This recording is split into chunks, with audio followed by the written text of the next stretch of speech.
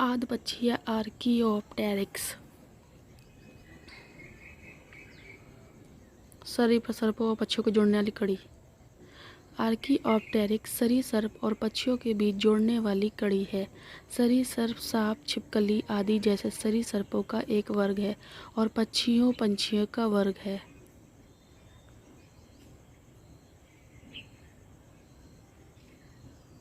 Archaeopteryx की कुछ विशेषताएं। चोंच, पंख, पैरों की संरचना आदि पक्षियों के समान थी, यानी कि पंछी के समान थी। आर्कियोप्टेरिक्स की कुछ विशेषताएं। चोंच, पंख, पैरों की संरचना आदि पक्षियों के समान थी। और कुछ लक्षण। चोंच, पूंछ, शरीर पर सरहना आदि सरीसृपों के समान थे। और कुछ लक्षण। चोंच, पूंछ, शरीर पर सरहना आदि सरीसृपों के समान थे। कुछ लक्षण। चोंच, पूंछ, शरीर पर सरहना सरीसृपों आदि के समान थे। आदपक्षी या आर्कियोप्टेरिक्स पहला ज्ञात पक्षी है। इसकी उत्पत्ति जुरेसिक काल में 140 करोड़ वर्ष पहले हुई थी। आदपक्षी या आर्कियोप्टेरिक्स पहला ज्ञात पक्षी है। इसकी उत्पत्ति जुरेसिक काल में 140 करोड़ वर्ष पहले हुई थी।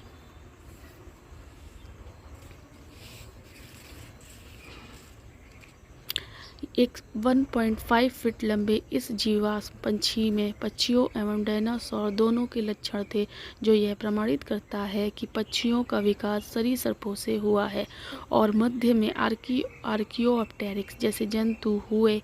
आर्कियोप्टेरिक्स आज पृथ्वी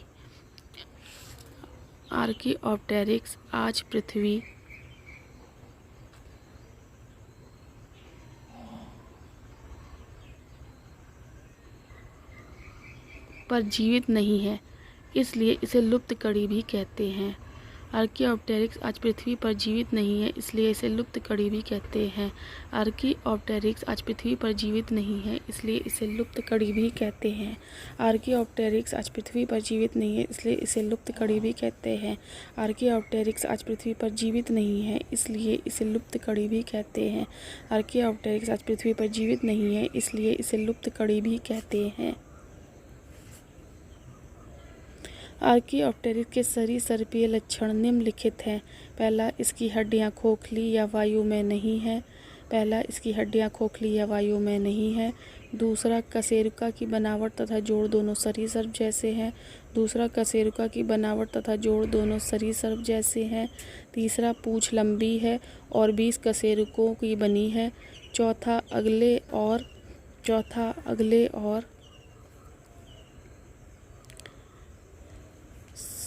अगले और सरीसृपों के पैर जैसे हैं और अंगुलियों में नख है।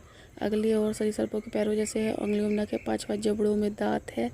छठवां, पसलियां पतली हैं और उसमें अंकुश प्रवर्ध अंसीनेट प्रोसेसेज नहीं होते। आर्कियोप्टेरिक्स के पक्षी वाले लक्षणों में निम्नलिखित प्रमुख हैं। आर्कियोप्टेरिक्स में पक्षी वाले लक्षण निम्नलिखित प्रमुख हैं। आर्कियोप्टेरिक्स के पक्षी वाले लक्षणों में निम्नलिखित प्रमुख है। आर्कियोप्टेरिक्स के पक्षी वाले लक्षण में निम्नलिखित प्रमुख हैं। आर्कियोप्टेरिक्स के पक्षी वाले लक्षणों में निम्नलिखित प्रमुख हैं। पहला, पर। दूसरा, विशाखक यानी फर्कुला नामक अस्थि उपस्थित है। पहला पर। दूसरा, विशाखक यानी फर्कुला नामक अस्थि उपस्थित है। तीसरा, पैर की पहली अंगुली पीछे की ओर है और अन्य तीन। तीसरा, पैर की पहली अंगुली पीछे की ओर है और अन्य तीन पीछे की ओर मुड़ी हैं। पांचवा, करपर यानी क्रोनियम की अनेक हड्डियां आधुनिक चिड़िया की हड्डियों की भांति जुड़ी हैं। ये मिले जुले लक्षण सिद्ध करते हैं कि आर्कियोप्टेरिक्स आधुनिक पक्षी और सरीसृप के विकास के बीच की योजक कड़ी है। यह मिले जुले लक्षण सिद्ध करते हैं कि आर्कियोप्टेरिक्स आधुनिक पक्षी और सरीसृप के विकास के बीच की योजक कड़ी है। इसका अर्थ यह नहीं कि यह आधा सरीसृप और आधा पक्षी है, किंतु यह एक ऐसा सरीसृप था जिसने पक्षी की ओर विकसित होना प्रारंभ कर दिया था, अर्थात यह आध पक्षी है।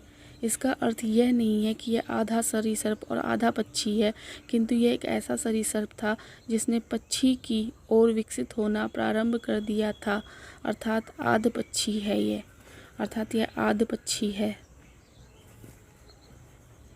परंतु प्टेरोडैक्टाइल के उड़ने का ढंग भिन्न था और उसकी हड्डियां भी भिन्न प्रकार की थीं। 2 छोटे पैरों और चलने वाले कुछ डायनासोर भी रचना में चिड़ियों के निकट आते हैं। ये अपने अगले पैरों को पृथ्वी से ऊपर उठाए पिछले पैरों पर दौड़ते थे। ये अपने अगले पैरों को पृथ्वी पर ऊपर उठाए पिछले पैरों पर दौड़ते थे।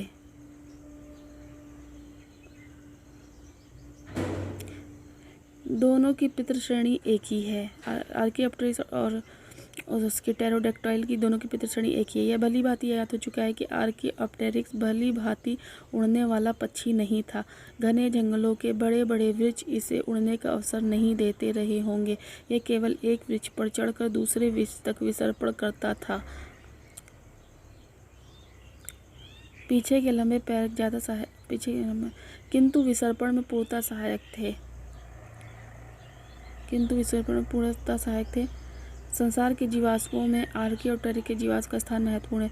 संसार के जीवाश्मों में आर्कियोप्टेरिक्स के जीवाश्म का स्थान महत्वपूर्ण है। संसार के जीवाश्मों में आर्कियोप्टेरिक्स के जीवाश्मों का स्थान महत्वपूर्ण है। संसार के जीवाश्मों में आर्कियोप्टेरिक्स के जीवाश्म का स्थान महत्वपूर्ण है।